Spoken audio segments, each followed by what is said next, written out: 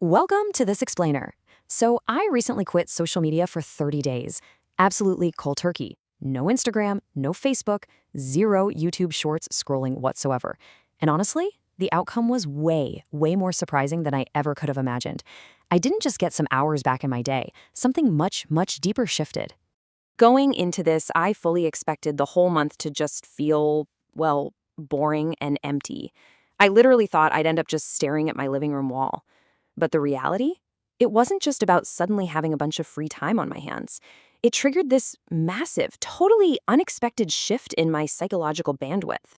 So, part one, the breaking point, and exactly why this experiment started in the first place. Okay, let's dive into this. And I want to be completely honest with you right up front. This is definitely not some preachy, all technology is evil lecture. I started this because I was genuinely struggling, and I bet a lot of you can totally relate.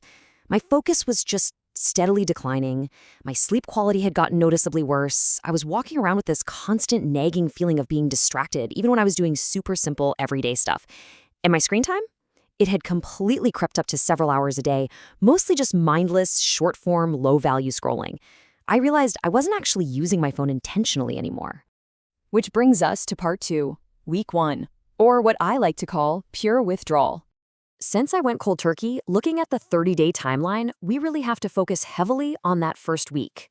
It was wildly uncomfortable, guys. There was this overwhelming, relentless urge to just check my phone every 5 minutes. The friction and the restlessness in those first few days were incredibly intense.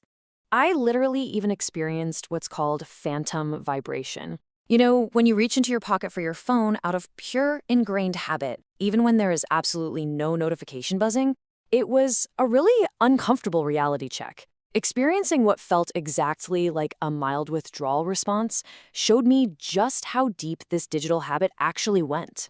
Moving on to part three, the fog finally lifts, looking at weeks 2 through 4. But here's the thing, if you can push through that initial tension, something amazing actually happens. Right around the second week, the payoff really started compounding. My concentration noticeably improved. Suddenly, reading and focused work tasks, things that literally used to feel painfully difficult to sustain, just became so much easier. By week 3, I had this much stronger sense of actually being present during real-life conversations, instead of constantly mentally drifting off. And by the final week, my sleep was better, my mood was stable, and tasks that once felt completely overwhelming became totally manageable again, all because that constant background noise was finally gone. That takes us to part 4, the real hidden cost, and honestly, the biggest insight. Now, what's really interesting about this, and the true emotional peak of the whole experiment, was realizing what I had actually won back. The real victory wasn't just gaining more free time on a clock. It was regaining my mental bandwidth. I realized just how much cognitive load social media scrolling was quietly consuming in the background of my everyday life, even when I wasn't actively staring at a screen. To put that into perspective, the source perfectly captures this feeling. It notes that the brain seemed to stay in a distracted mode, even when the phone wasn't in hand, and that mode faded away over the course of the month.